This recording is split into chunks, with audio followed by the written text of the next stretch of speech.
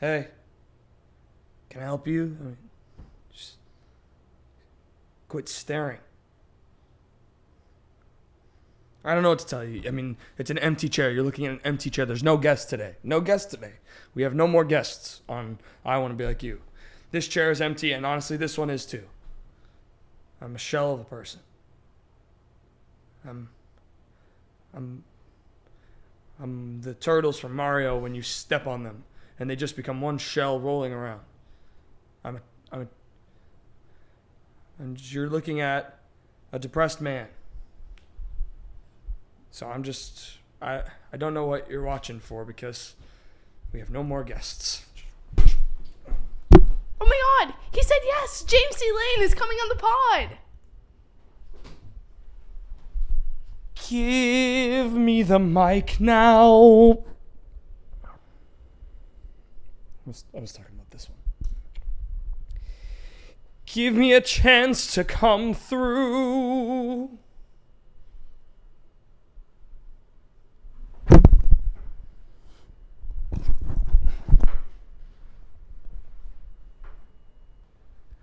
All I ever needed was the music and a mirror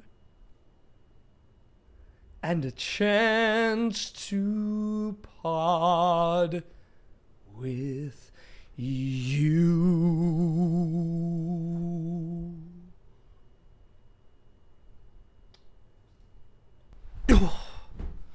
Well, we were saving that bit for when Donna McKechnie came on, but we're just waiting. And then we'll rerun it. So don't get too used to it. We have James T. Lane on the podcast. Hi, my name is Elbi Cespedes, and we have James T. Lane on the pod. I was thinking that today. In thinking about him, I was like, oh, I think I want to put my middle initial in there. Martin. So, James T. Lane. I was so excited about this episode. I told him I got a little starstruck, bubbly having him on because I had been doing so much research and I was so inspired by him and his story, which is just incredible. And he did a one-man show a couple years ago called Triple Threat at Theater Row off Broadway that is just magnificent. It is so inspiring, and I was so moved by it. And he talks a little bit about that show. He talks about that show today, and we get to talking about the story that he tells in that show, which is the story of addiction, and it's very inspiring. I keep using that word, but it's very inspiring. His story, it is beautifully told and acted and danced, and the show is called Triple Threat, and I really hope that it has a future life, which is also what we get to talking about on the show.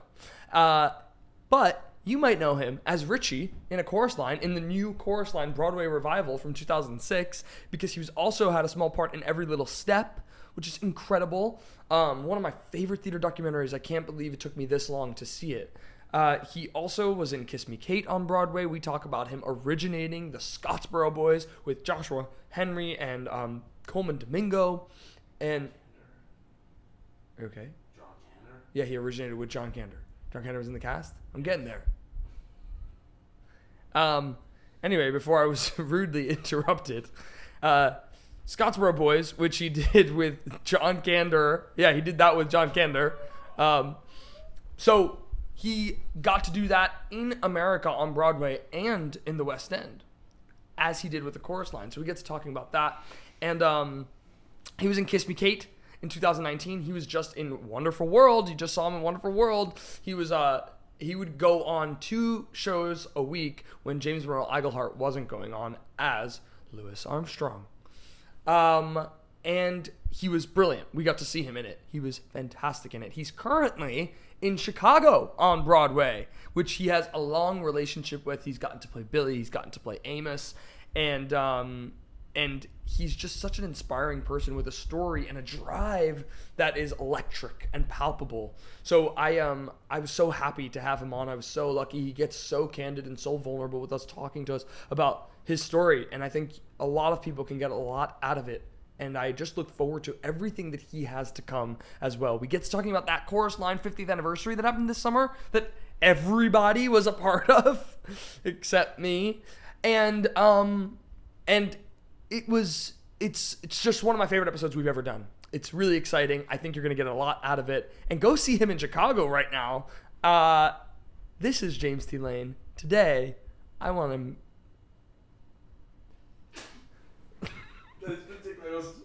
Sorry, not James T. Lane. No. Yeah, sorry. I got wordy there. You forgot who he was. I forgot who I was. This is Elbi Cespedes. You're about to meet James T. Lane because today I want to be like James T. Lane.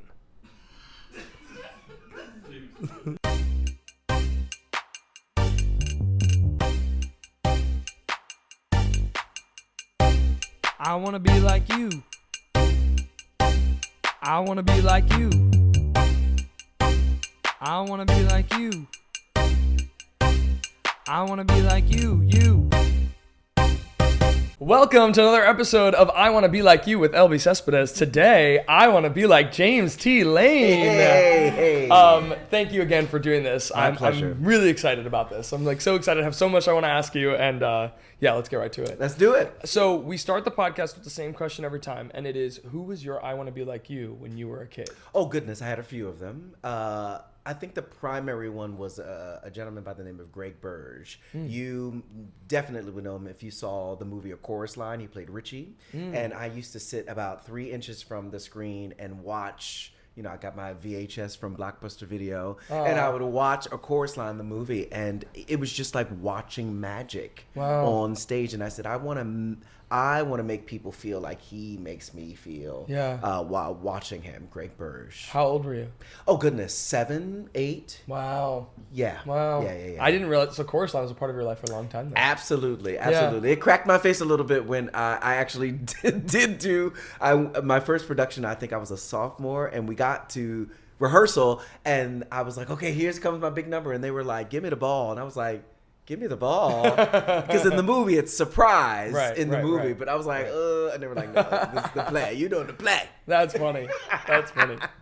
So you're from South Philly. That's right. Were you coming to New York often or no? Well, don't tell my mama. But during high school, I would sneak on the weekends to New York City, and the thing was, I would catch like a 9 o'clock. Oh no, I would catch like an earlier bus that got me to TKTS by 9 a.m. And I'd be the first person in line, and then they'd open at around 10 or 10:30. I'd get my half-price ticket. I'd go to Broadway Dance Center, and I'd take class, and then I'd get something to eat, and then I'd go to a matinee and then go home before anybody knew that I was gone.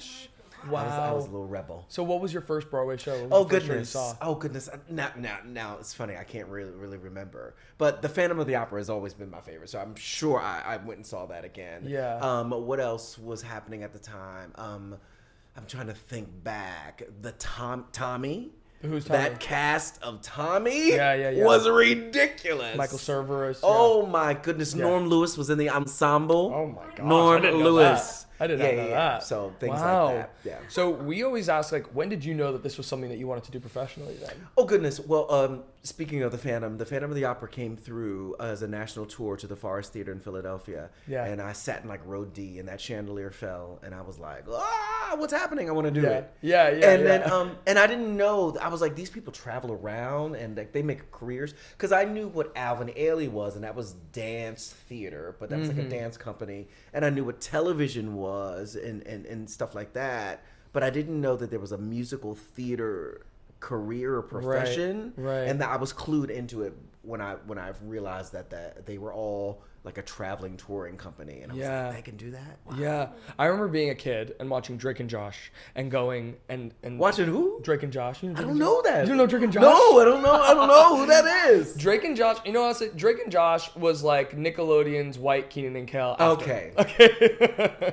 But so Drake and Josh is like my childhood show. Drake Bell, Josh Peck. You know Drake Bell, Josh Peck? No? Okay. So I'm like, boop. So I was a kid and I was watching, and there was a scene and they're sleeping. The scene starts off with sleeping, and my cousin goes, he's like, "What do you think would happen if they actually fell asleep?" And I'm going, "What do you mean actually? They're sleeping?" And he was like, they're doing that. They're acting. They're pretending. They're getting paid to do that. He's like, and if they actually fall asleep, I don't know. Well, I guess they would get in trouble. And I was like, what are you? It blew my mind. Oh my! In that moment, I was probably like 6 or 7, and I was like, oh my goodness. Everything you saw, you believed. Yeah.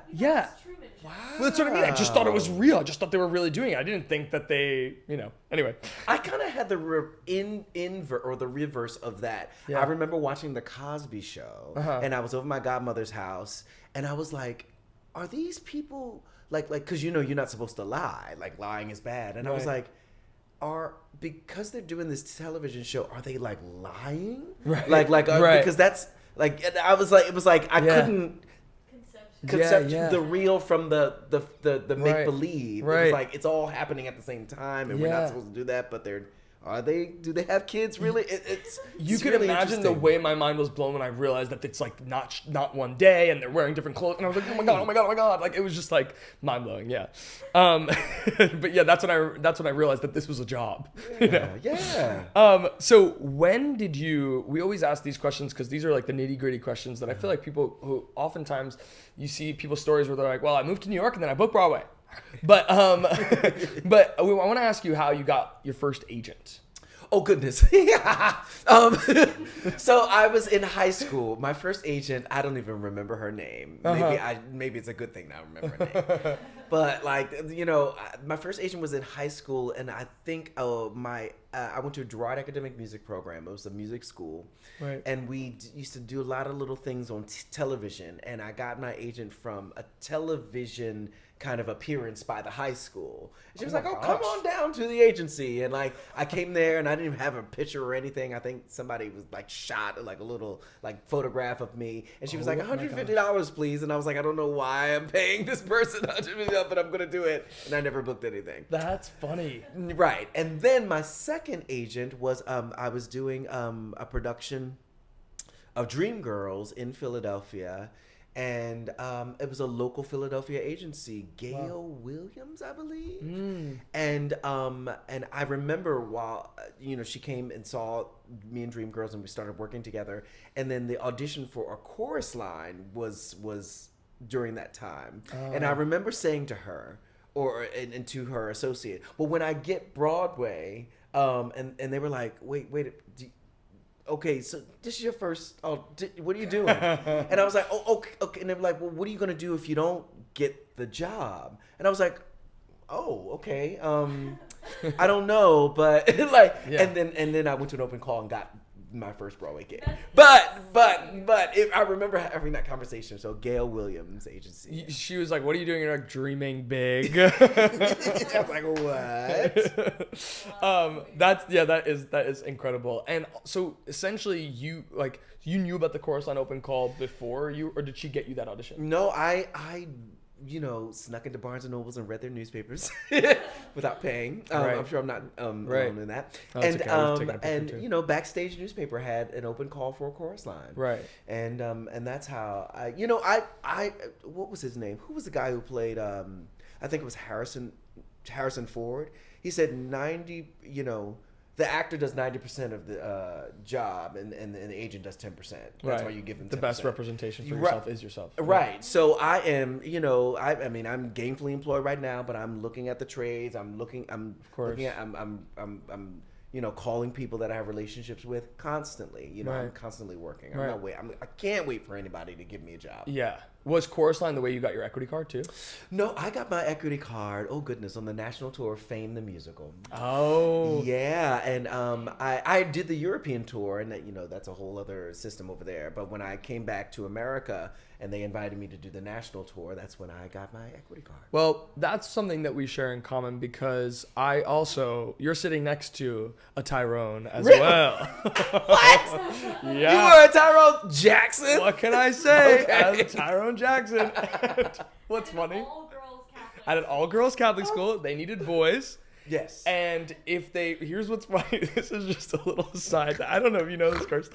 I don't know if you remember this. The character in Fame Jr., which was like the version we were doing, it was Fame Jr., but also spliced together with bits from the movie. It was a whole hodgepodge. And so if they had a person of color, it was going to be Tyrone. If they didn't, it was going to be Jack, which is an alternate option that was available from the licensing company that was Russian. And completely, yes, it was completely, I'm also Russian. So I could have done Jack or Tyrone. You were doubly ready. Exactly. But there was no Tyrone's rap. There was no dancing on the sidewalk. Like, none of that stuff existed. It was some alternate version for if you didn't have Jack. people of color. For Jack, yes, goodness. exactly. Yeah. Okay. Yeah. They said we're gonna get this money Yeah. one way or another. Exactly. This is going to be produced. But it was funny because when you were doing callbacks, they would be like, all right, we're gonna read for Tyrone, Elbi. And then they'd be like, Michael, you can go and read for the same character, but you'll be doing Jack's side. So Jack was really in the running. Yeah, but it was like actual alternate. The sides were pretty much the same. They were just like Jack was just rebellious or had like a different whatever. But it's just funny because it was essentially the same thing, but they needed a person of color to play Tyrone. Yeah. Anyway, They were gonna get that money. That Dancing on the Sidewalk is one of my favorite. Like, it is one of my favorite numbers I've ever been a part of, because it was the first time in musical theater where I had felt like I can show off my hip hop, I can show off my, like, you know, my James Brown split, all of that kind of thing. You know what I mean? That's it. And yeah, talk a little bit about that experience. Well, for you know what's funny about that is that was when like musical theater was very like there was no hip hop dancing in musical theater. Right. So that musical really started the way into that. Guy, the choreographer, is a guy, I think he's Swedish, Lars Bethke, and he had this style that was kind of like hip hop but like modern and stuff like that. Yeah. And so and I went to an open call for Fame, the European tour. I was hired as a swing, and then by the end of the tour, I was playing Tyrone. And then when I came over and did it in the States, I started out as in the ensemble, soon to take over the role of Tyrone. Incredible. Yeah. That's awesome. So that was how you got your equity card. I want to jump because we just mentioned the chorus line open call. The chorus line open call wasn't quite the open call that you had thought it was. Baby, I showed up and I looked at the little printout, and it was the open call for Deanna's and Paul's. The Hispanic. But it wasn't until you got there that you realized It was that. not until I looked at the door. I was about to walk in, and something said, "Look at and Deanna's and Paul's." Now, it really worked in my favor because I was the only brother in the room. Right. You know, I mean, there was plenty of brothers, but Sure. But like, yeah, so I really it was like a pepper in a sea of salt. like I really was. And Bayor came over to me and she said, "Well, hello, Richie." You know, and it was just, but I showed up there on the wrong day. It was an open call. They couldn't have thrown me out or anything like that. Right. But I really did. But good for you for staying and not being discouraged. Natalie Cortez. I will say, I was just about to leave LB, and Natalie Cortez, who I'd done Cinderella with Eartha Kitt with on the national tour, she came around the corner and she said, "James, I haven't seen you in a long time." And she said, "Well, what are you doing here?" I was like, "I thought I was going to audition, but I can't." And she was like, "Well, what are they going to do? Throw you out? Just stay." She went like this, "Just stay." And I stayed. Yeah. And that led to my Broadway show. Unbelievable. What was the talk? Or we just watched. So Kirsten had watched it a long time ago, but we just watched Every Little Step this week. What was the talk around town behind the idea that they're filming everyone's auditions? And it was a moment in time. I mean, we all know what chorus line is for musical theater, and we just celebrated the 50th anniversary, and this was the first major revival of a chorus line. This is a big deal, and they were gonna film it. You know, so the auditions had been happening a whole full year until I walked through the door. A full year. And everybody was auditioning. Everybody. Because the show, it's not like a little tiny show that nobody knows. Everybody knows the chorus line. The jazz combination. Show. You know it's going to be the jazz combination. You know it's going to be the ballet combination. You know all the lines. You know, there are people that have done many roles in the shows. From you know, Jessica Lee Golden. I think she started doing it when she was 11. She was Cassie at 11 or something like that. Right. You know, like, so we know this material, so everybody has a stake in it or a claim in it. You know, God, I hope I get it. And even me, Greg Burge. And so I show up a year into the auditions, and you know, and I'm sure I made some people mad, you know, because you know, people have been, you know, wanting, you know, this is a really coveted role. And I remember that day, it was in January, it was the final callback. And you know, all the cameras were there, and it was on the Broadhurst stage. And a Broadway audition on a Broadway stage, it doesn't happen anymore. No. You know, and they barely want to rehearse us on stage.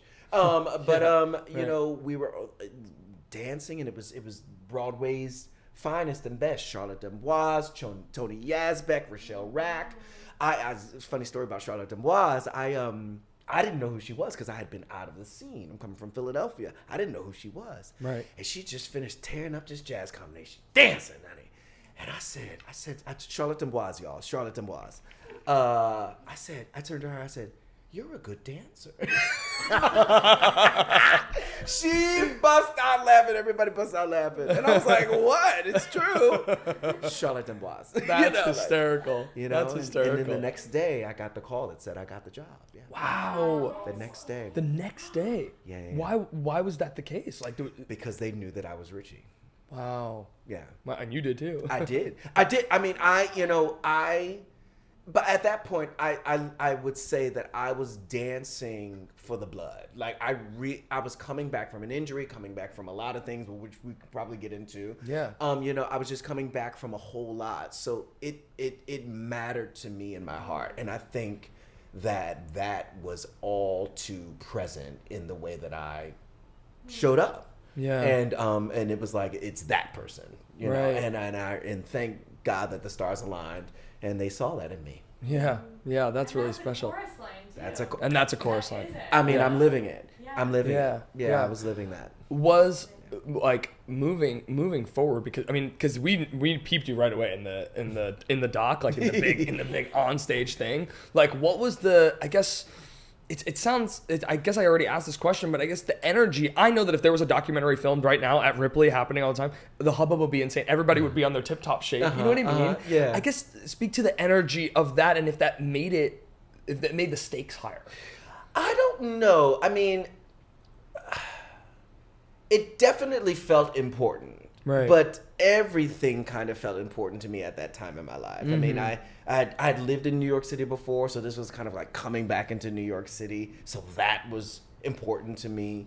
I knew that it was Broadway's biggest and brightest and best. Yeah. So that was important to me. The lights were a trippy because they had, you know, filming lights on Yeah. you. They filmed all the auditions and all the callbacks and then this last big callback. So you couldn't even see Bob Avion or Bayor. Oh, wow. They were all They were the way all the way in far the back, mezzanine, and you were like, or in the back of the orchestra. do the turns, Richie. You know, like, you know, and you know, it all felt heightened and you know, and there were some attitudes and some feelings, you know, in the air, people doing what they wanted to do out there, not doing the choreography. Yeah. You know, and just having a moment. So I think it turned into something, you know, different for a lot of people. Yeah. You know, I was just there to do the work. And it was so early on. There at that point, I don't think the search for Elle Woods had happened yet, or any of these like reality moments, snippets of what we see now with like the Roxy Hart thing that happened, Right, the search for right, Roxy, right. or the Grease one. Those were all after. This felt like part of it felt like it was a documentary, but part of it felt like almost a reality show. Oh, well, yeah. I mean, Bjork always talks about it, like Chorus Line just being the first reality TV show. Right, Like yeah. the reality, but on stage. Like, Right, yeah. You know, where people were talking about the real stuff. Yeah, it's You know, true. You know, they didn't even know, when people came to see it, they didn't even know the show started. Because they was just like, is that the show? Like, yeah. They were right, like, oh, the show right. has started? This is the show? Right. Very right. interesting. I want to go back for a moment and talk about your dance history and how young you were when you started dancing. I started dancing about 6 years old, 7 years old. I went to elementary school for the performing arts. Right. So from the top, we were, you know, our nails had to be clean. We had to be a white t-shirt, Yeah. black tights, you know. And I had a wonderful teacher called Cheryl, and called her name.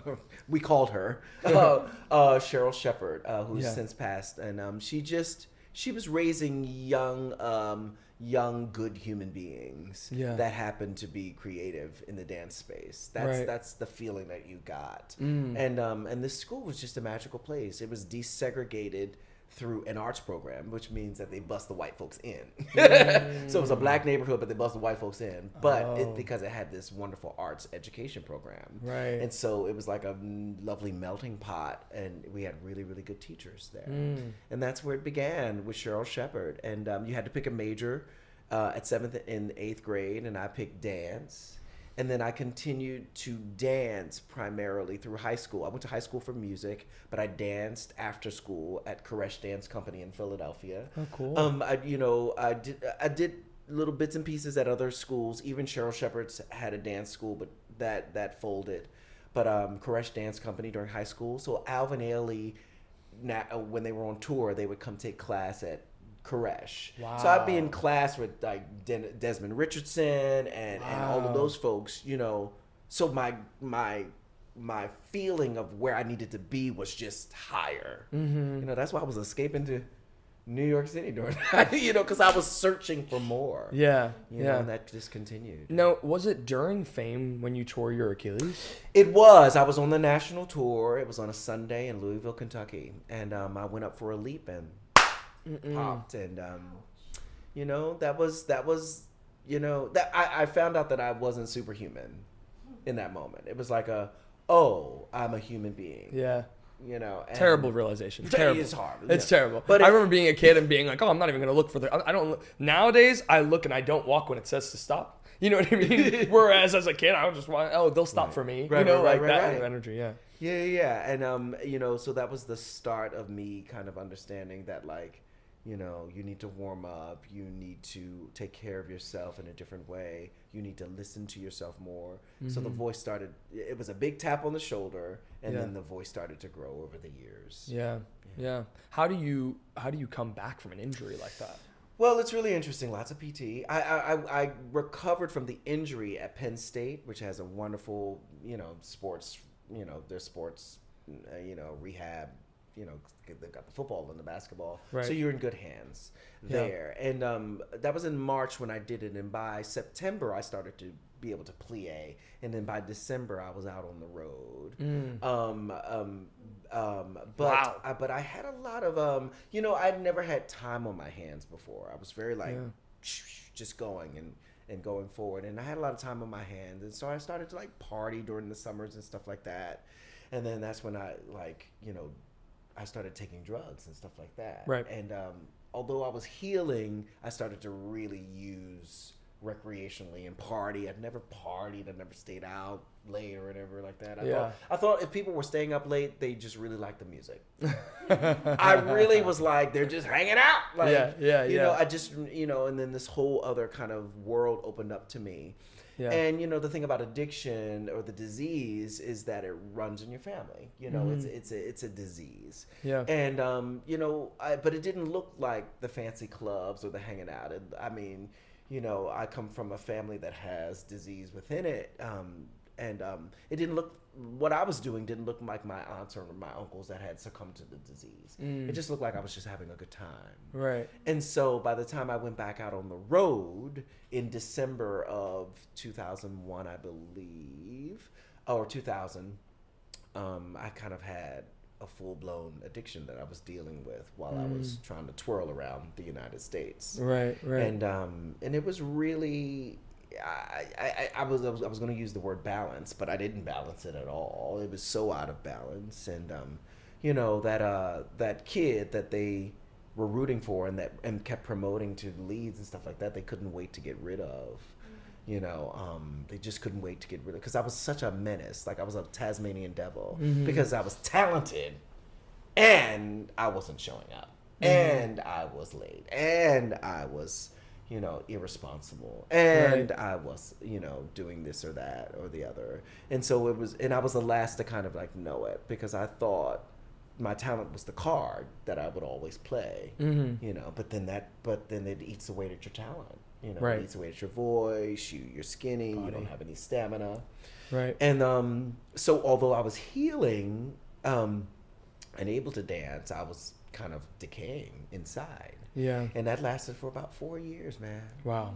4 years. Yeah. You talk in Triple Threat, your one-man show, you talk about It was there's so honest and beautiful and awesome. Thank you for sharing. the thing about it is that I'm kind of like blown away by is the willingness to be that vulnerable. Mm-hmm. And even now to speak about it, I mean, our dad is sober for 14 years. Great. And counting.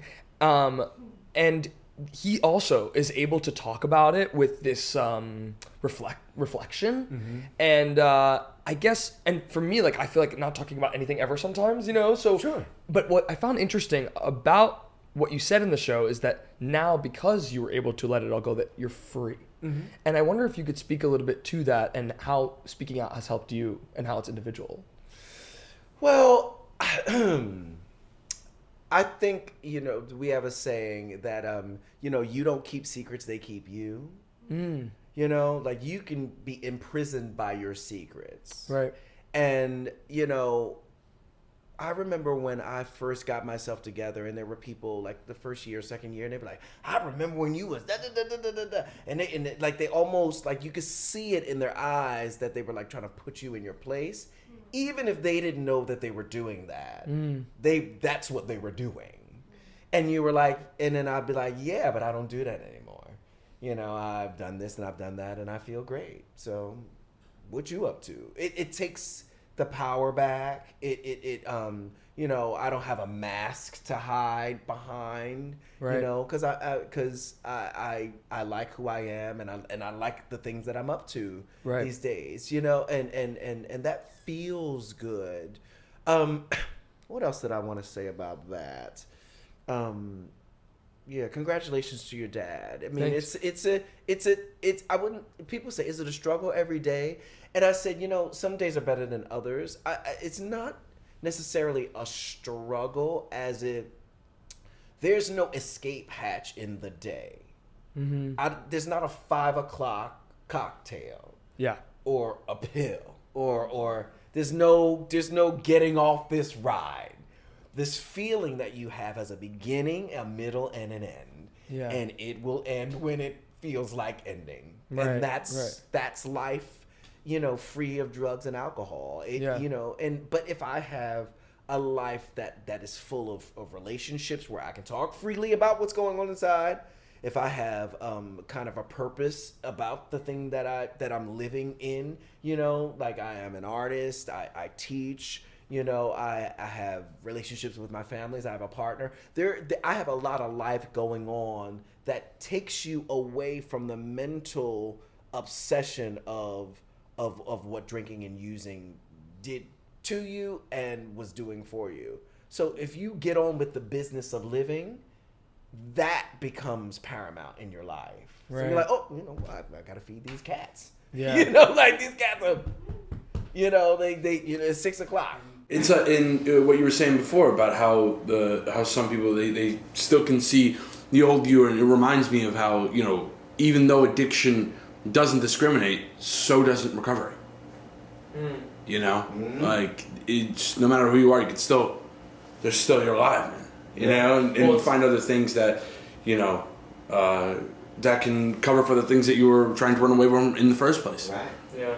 Well, I've seen my dad it hasn't, to be honest with you, it hasn't been until I got older where I started to realize within my own life how the frequency of all of these things, right? It was always like, a lot of it wasn't open to me because of what he went through. And so it wasn't until I got to college and I got a little older than college that I start to see how many people are. Yeah, like I mean, like I'm familiar with people drinking at family parties and whatnot. It's not that, but in our house, like I don't necessarily remember a time where there's alcohol in the house. I don't. That's not necessarily the majority of my life. I'm not familiar with that. But what I will say is that now there's this insane empathy that I have, more empathy that I have, because I see him by other people even who've known that he's been sober for as long as he has, still try to get him to. I remember when the things you were saying. Oh, I remember when, and it's Okay, can't you just have a drink? You're fine now. Yeah. You're fine now. You can have one. Yeah. And I'll be in Timbuktu. Or like wondering how I got there.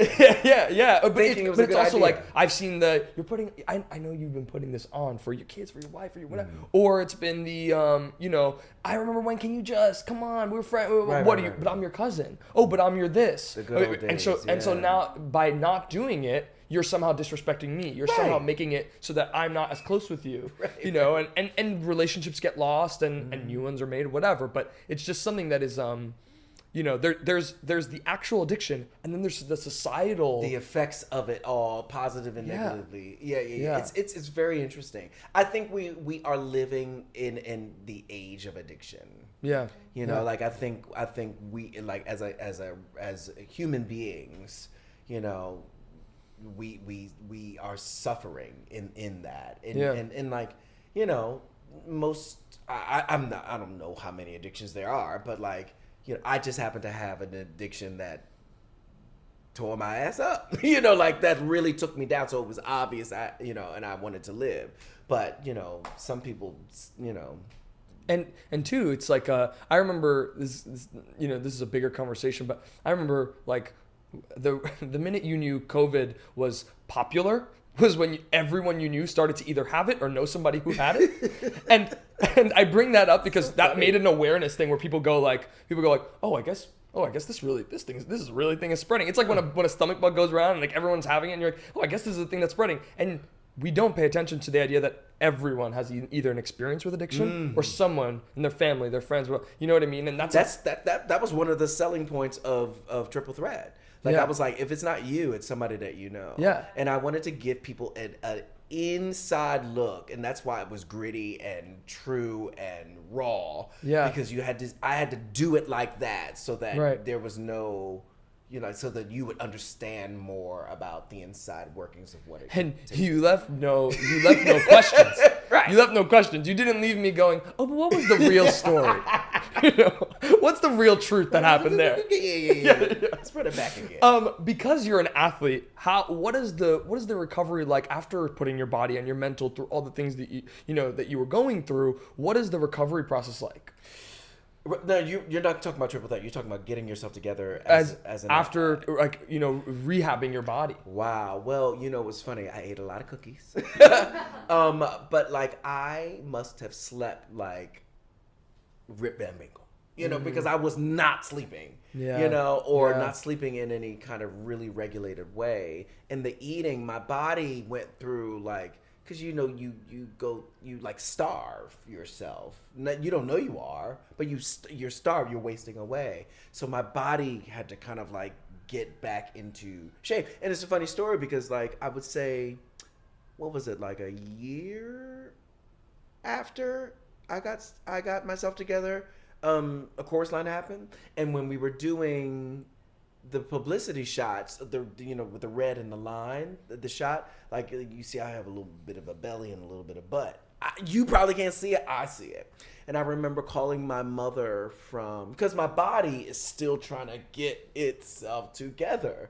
And I called my mother from the photo shoot, and I was like, I feel embarrassed. I'm standing next to Tony Yazbek. He looked like a damn Adonis. You know, like, and I'm, Right. and Michael Barrett, and I was like, I feel very self-conscious. I got a little belly and a butt, stuff like that. My mother said to me, remember when you were smoking that crack and you were half of yourself? Think about that. And she hung up the phone. I said, well, yeah, like that'll get you together. and then, I started to remember what the fuck I came through. Yeah. And like how amazing that is, a miracle. And just being grateful with what I got, that I'm alive, that I'm still in my right mind. Yeah. And so it is a process of coming to self and accepting of yourself where you are. Right. That is that is recovery. Like, Yeah. that's basically what recovery is. So like sleep, eating, lots of friends that are walking the same path that I'm walking, so that they can understand what I'm talking about when I can't really articulate it. They have the words for it, and time that I stole from family and friends, getting that time back, Yeah. showing up at events, and So it's so interesting to think that in that moment, at least, that insecurity was cured by gratitude. yes. Absolutely. I never thought about that. I've heard someone recently say that like sometimes the thing, I think it was some therapist that I was listening to on some podcast that was saying like the thing that oftentimes heals anxiety is finding gratitude, and that's what'll heal that pitter-patteriness that you feel, is reminding yourself why. What makes you grateful, what you have. Exactly. Yeah, exactly. what you have. There's this beautiful moment in Triple Threat at the very end, the tail end, where you say the moment, and I'm not gonna eloquate it the way that you did, so I'm gonna ask you to. But it's the moment where you asked your mom, "How's my life?" Tell that little snippet of a story, because it brought me to tears at the end. Yeah, so it's like it's an epilogue. After the show comes down, I tell the story. My mother used to work at Walmart, and a lot of people come into Walmart. We live in the neighborhood, and my mother worked in education, and she works at Walmart, so she sees everybody. And one of the people that would come in to see her and say hello was one of the people that I would use with. Now, I don't know who this person is, because I was out there using, but they knew who my mother was. And so I got myself together, and I've gone around Philadelphia, and I've gone to New York City and moved away. But this person who's still in their addiction sees my mother, and he always asks her, "How's my life?" Meaning the life that he would have lived if he'd gotten himself together. So I'm living the life he would have lived if he'd gotten himself together. It's such a, yeah. It's very poetic. It's very poetic. It's Sure. It's one of those. When you're home and people. Everybody's got it. Like with the people that they speak to all the time, or no friend, it's like you have a second hand, or the way that you speak, you understand really well, and that is such a Philly way of expressing a perspective. Right. How's my life? I knew what that meant instantly. It's like somebody.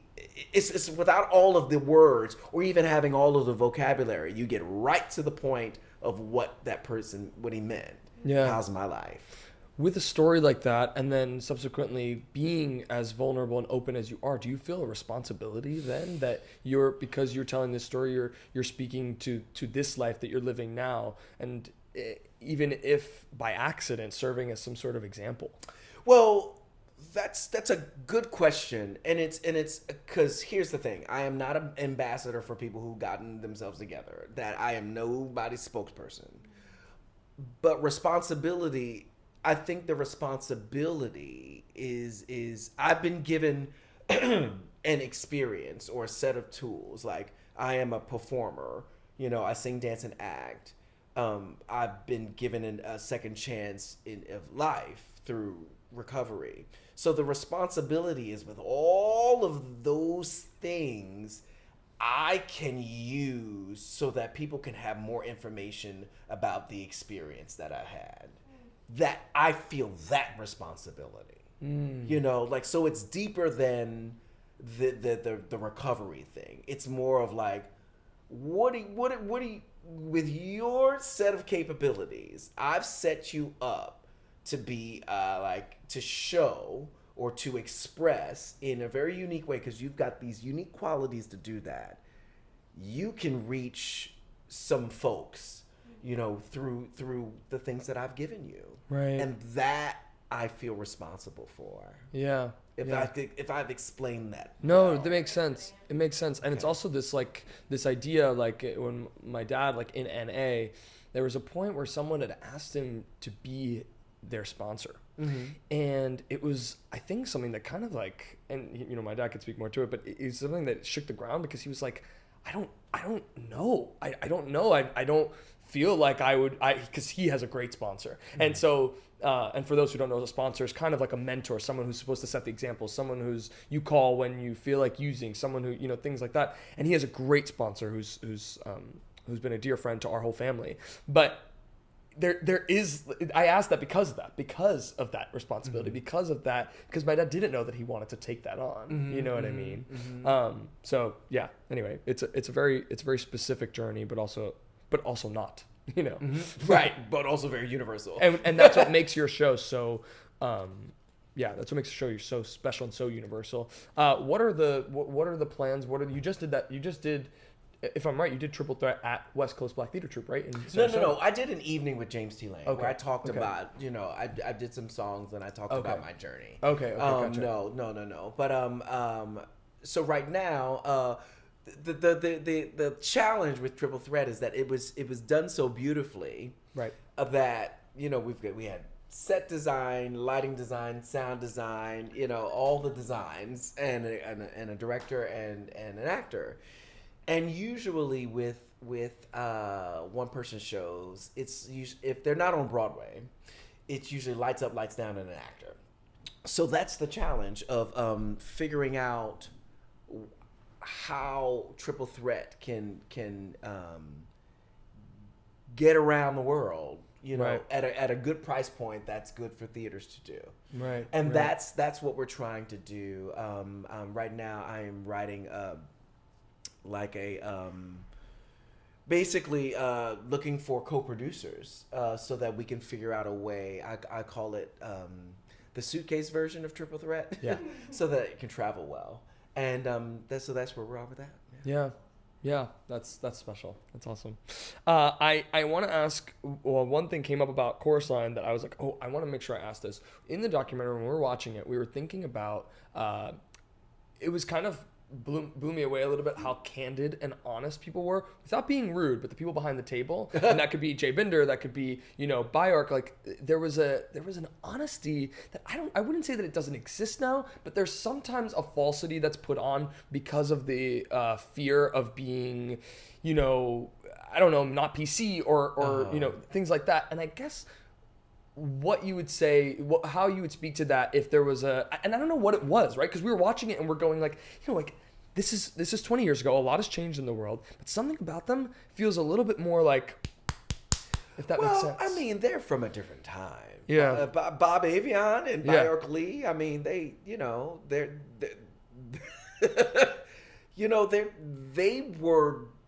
were dancing or coming up in the 40s and 50s.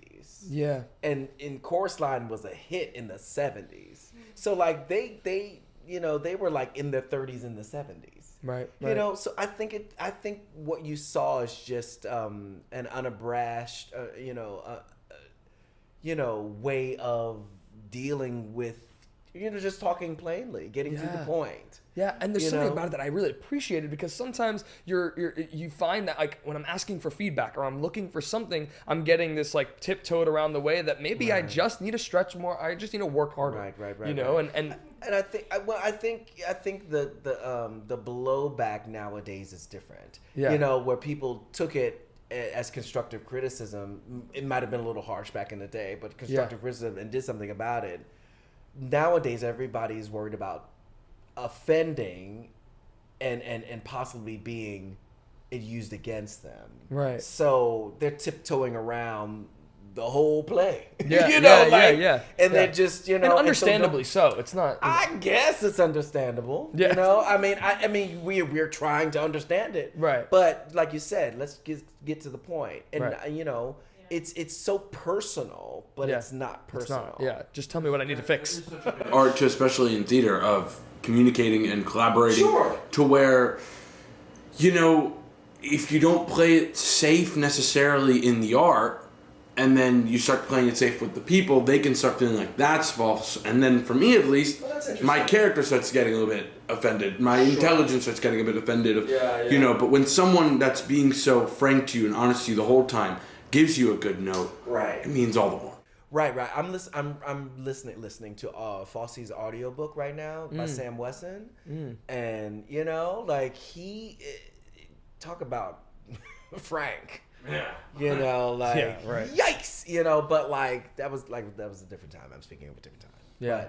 But when we had Leroy on, he was talking about it. Yeah, we had Leroy Reams on. Oh, okay. Oh, wow. And my gosh, talk about someone who is candid. He's in the room you know what I mean? He is candid. Leroy. Bob Fosse talking about how they would just cut people mid-song or whatever. Right. Yeah. Very different. It's true though. If I go into the room and I'm sharp or I'm flat, and that's why I'm like not gonna make it past, I prefer to be told like, you were flat when you were singing that. Well, especially in class, right? Especially in a class, in a dance class, and something like that. And sometimes there's a tiptoeing, you know. It's just a bunch of it can become a lot of the shadier characters back in the day. People that were actually had, bad intentions, of people that had big egos that kind of ruined it for the rest. Yeah, it's all their fault. It's all their fault. You know what I mean? Talk about the 50th anniversary of Chorus Line. That was, it was magic. All of the videos I've seen, you and our friend Anthony Wayne doing Give Me the Ball. I mean, it was magic. It looked like magic. It was great. It was nice. What was great for me is I had a seat in the beginning so I could watch. Right. And that was wild. Right. Because usually I'm up there doing the thing. Yes. And it was to watch that opening, I was crying like a little baby. Right. And to be a part of history, Yeah. in a major way. And then hanging out with Anthony Wayne, that whole weekend, we just laughed the whole weekend. Laughed and sang loud. Yeah. It was just a lot of fun. And it was David, Brian Berg? I can't remember the gentleman's name who danced Richie. But we just had a wonderful, wonderful time. Yeah. Recreating and reliving that. And it was nice to just put on a nice shoe and a nice, and not have to worry about that dancing and really sing it, That was It's fun. funny. It feels almost like a sitcom where I remember when like Fuller House came out and you saw Bob Saget or John Stamos come out and you were just applauding because you knew them. That's what it was. Yeah. We had to add extra music because they Right. knew people would applaud. Right. We had to wait, and add Well, it how into could the you thing. not? It was you and Kelly Bishop and Donna just- McKechnie. Are you kidding? It was how like could you not? I was floating into the night. It was it was fantastic. Yeah, was yeah, fantastic. for sure. I want to talk about one of my favorite shows that I didn't realize you were a part of until doing research for you, Scottsboro Boys. Yeah.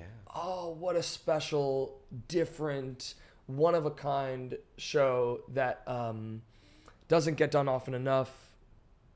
Tell me about how you got involved in Scottsboro Boys. Well, they were auditioning for a few of the readings. I didn't get cast in the first reading, or one of the earlier readings, but I did get cast in the second one, which was a reading at the Vineyard Theater before they played the Vineyard, and I sang John Cantor's favorite song, "All the Things You Are." I didn't know it was his favorite song, but it's a jazz standard. Yeah. And I was on my way. At that reading, I lost my voice at the top of the week because I was doing some concerts and I was just tired, I guess, and laryngitis, real laryngitis, Oh, no. Oh wow. But by the end of the week, I had something to work with, and Susan Stroman was like, "I don't know if you're gonna make it."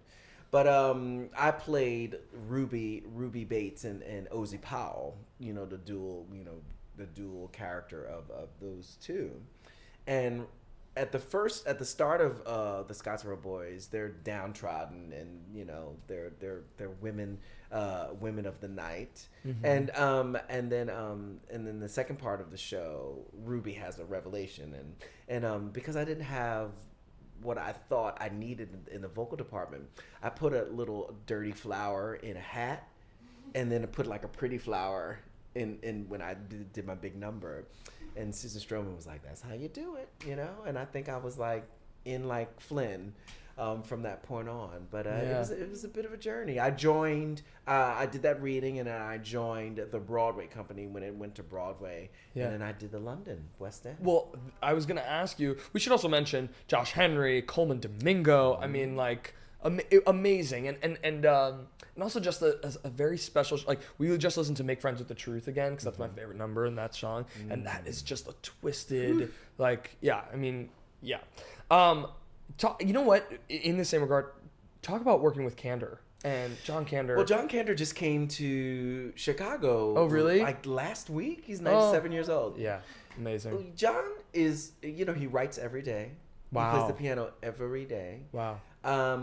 And just warm and kind and, living history and Right. still making art. Yeah. Still being creative. Yeah. At the end of Never Too Late, we were playing around in tech. We just had some time, and I was I'd sang the real high part, and he came down to the edge of the lip of the orchestra, and he was like, "Can you do that again?" And I did it again. He was like, "Okay, that's in." It wasn't the way it was written. Cool. Yeah, they were very collaborative, Yeah. and John was leading the way with that. Yeah. Awesome. I love that. You did Chorus Line in London as well. Uh-huh. What did you notice is the difference in reception from these shows? I mean, especially Scottsboro Boys, because Scottsboro Boys is an American story. Right.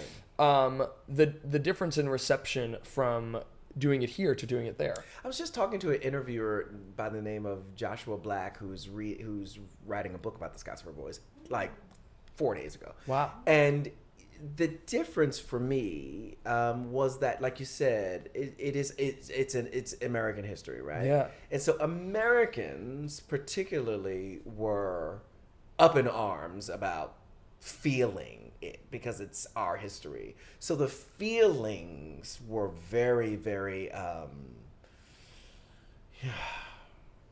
over the place. We had protests. We had people who, protests outside of the theater.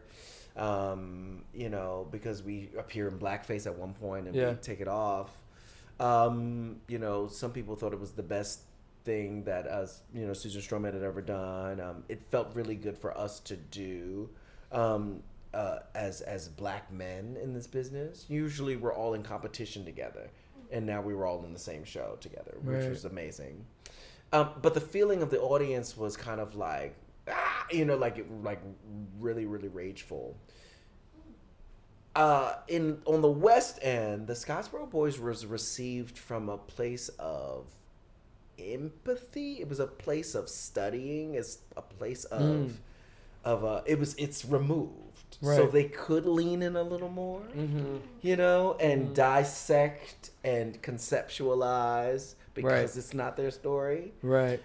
Which works. I think we were much more appreciated there for the art of it and for the history of it than it's still very real for us because there are black and BIPOC people still being persecuted and lynched in this day and age that's still happening here in America so it's still we still in it.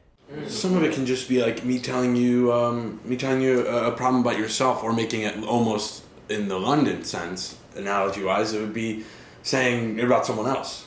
A problem that you're to have, and be like, that person's going through that. And you can look at it far more objectively, right? Especially when someone like, Kendra and Eb put that much work into it, and they could just appreciate at least that, let alone the sympathy of it, or the ego of it, which is the emotional attachment that we have to the mistakes we're making. Well, what I think is really interesting about the show is that the show is not trying to preach anything to you. It's what makes it special is that it's rooted in such a specific style of minstrelsy that it tells the story through that lens, which opens it up to a wider understanding and appreciation and entertainment. Yeah, right, exactly. Yeah. Like that was the tray. It's like, here's entertainment, but here's you. Yeah. Well, that's make friends with the truth. Right. That's It's an example so of that. and Kendra and Eb are notorious for that. Yeah. They are subversive in their theater. Cabaret, Chicago. Yeah. Kiss of the Spider Woman is very subversive. There's a message, but it's entertainment. Yeah. But it's I should also mention that the show is freaking hard. It's really hard. You guys were dancing your butts off. I mean, it was like, I mean, and we just watched the Tony performance, right? And I was like, oh my God. And the things I used to do. Oh my God. It's wild. It's wild. Yeah. But yes. I'm gonna do a quick little leap for sake of time because I want to ask you about this. You're the first person we've ever had on who has played, or to my knowledge at least, who has played like a living, very famous person on stage with Louis Armstrong. Now we went to see Wonderful World the night that you were on, and what a treat. I mean, you were excellent. You were excellent. But Louis Armstrong is even more specific because of the voice, and there's so much about it. I want to know, in doing this, because I was thinking about this with Stephanie J. Block as Cher, or even what Jonathan Groff is doing now, like how to navigate an impersonation from this character that you're creating and building and living throughout the show. Oh, that's a great question. Because it's with Louis in particular, you could lean into the characterization and everybody would be fine with it. But he is a real life human being, and we've got 2.5 hours of Louis Armstrong we could not live in a caricaturization because we go to some major places. So that in and of itself, you can't be a cartoon. But, how I connected with Louis was that, you would see him get like, we call it, catch the spirit, but you would see him get happy in his music. Like he would get real, like when he loved something, he loved it. And he would turn to the trombone player or the drum player, and he would they had such camaraderie because that spirit was in there. And I said, I know what that is. I know what that is. And I said, at the very core, Louis is a great light in this world. Like he is a conduit. He feels it deeply. Right. And so that when you feel it deeply, that keeps my feet on the ground. Yeah. So like I was able, because I know that he was, you look at it in hindsight, but like he had a job to do in this world and he did it. And like that is what keeps your feet on the ground and planted in the present in the circumstances of the story. Yeah. Because I know that he was here to do something, so I can't play it up here. Right. I have a job to do this next 2.5 hours. Yeah. Well, how did you feel that your version differed from James's version? James got a Tony nom for it. How did you feel that and we didn't see James, how did you feel that your version differed? And how would I feel that it was different? We're two different people. Well, yeah. We're coming from a different place. But like I mentioned before, that spirit, when I clocked that, I just knew where I was coming from. I knew that it had to be grounded in truth and a great spirit because he was on a mission. And that is what I always kind of like came back to each and every time. Yeah. But we both had a wonderful time doing it. Yeah. And playing it. And loving on them wives and receiving all that energy. I remember the first run through that I had with the wives in the room. And I just went around and thanked each and every one of them because funny, up until that point I had never had such like on stage moments with the opposite sex. I just never had that experience. That's funny. Classes and stuff like that, but not on stage, constant, And I was like, I'm receiving so much in this space that I thought that I play in well, like that I had lots of experiences in. But I was like, oh, women are wow. Like I was like, wee, like I was like, this is a different energy. Like that I'm like, oh. And they're like, yeah, that's what we do. Right. And I was like, okay. Yeah. I had never gotten that at that level. Yeah. So interesting to me. Yeah. They were all great. Well, what I also want to mention this because when we would do children's theater and now we teach, and like a similar thing happens where we double cast, right? So you're doing 2 casts at the same show, and there would be moments where I would look at my counterpart and remember being like, that was really funny. That was really I'm gonna do that. And you would just kind of adopt and you could call it stealing, but it's really not. It's just kind of like it grows a light bulb. Yeah, inspiration. Yeah, exactly. Did you and James have moments of that? Oh, absolutely. We were in cahoots. Well, I saw you did that. I like that. I saw what you were doing there. Let's do that. We're going to be in it. He was leading the way. He did the show 6 out of the 8. So I had to follow his lead. Sure. I did that. He was the blueprint, and then I, made it my own. That's the way that it had to go. Sure. Because the responsibility, I couldn't be up there doing this over here, and I have a responsibility to the other cast members to really work within that framework and stretch Yeah. and make room in it for me. Yeah, so definitely he was the blueprint, and I took that and added my own special sauce. Yeah. You're in Chicago now. Yeah. And you just went on as Amos Hart, right? Yeah. So I have a long history with Chicago. Yes. So I played Billy Flynn. Yes. Like I was contracted as Billy Flynn. I was contracted in Amos Hart, and I've danced in the show for 7,642 years. Wow. And so when they asked me about confession time, when they asked me to come in now, I was like, you don't have to. I don't have to do Amos or Billy, and they were like, we'd be fools to like not have you because you played the roles. Yeah. And I was like, but what's lovely when I left Chicago in 2018, I had something to prove. I wanted to play principal roles. The phrase that I used was creative responsibility. I wanted my artistic, potential to be credited in the room. I wanted a bigger slice of the pie when I left in 2018. And I've done that increasingly so since I left the ensemble. Yeah. So coming back, I ain't got nothing to prove. Yeah. I've got things that I want to do creatively, Right. but I am having the best time dancing that I've had in the show that I've that's ever awesome. had. That's awesome. So it's so nice to be back, and I'm dancing a new role, and all of that, and I'm having a good time. Yeah. My back hurts, but my feet hurt. I just How came long from have you the been doing chiropractor. it? Well, I just got back in June. Okay. And For a couple since months June, now.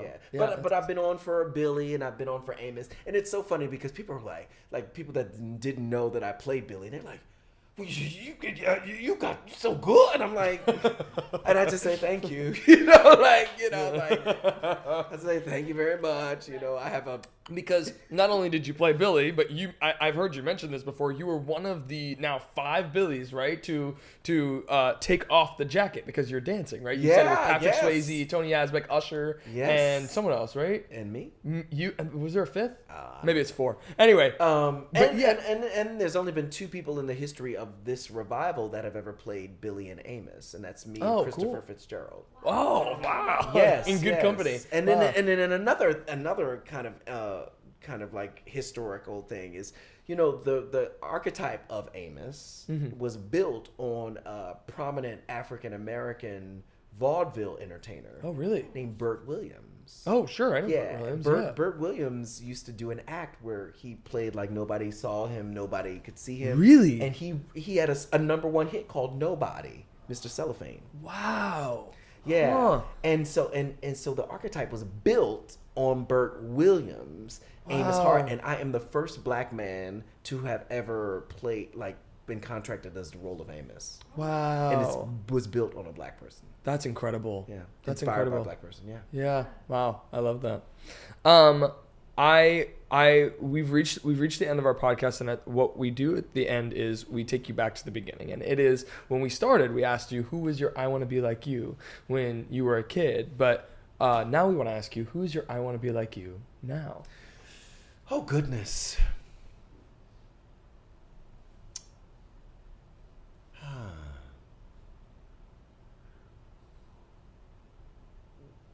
There are a lot of luminaries that are floating around. I mean, because And it doesn't have to be a celebrity. It could be someone in your family. It could be whoever you'd like. There's a space where I want to go, and I don't know. And I'm going to turn this a bit on its ear. Yeah.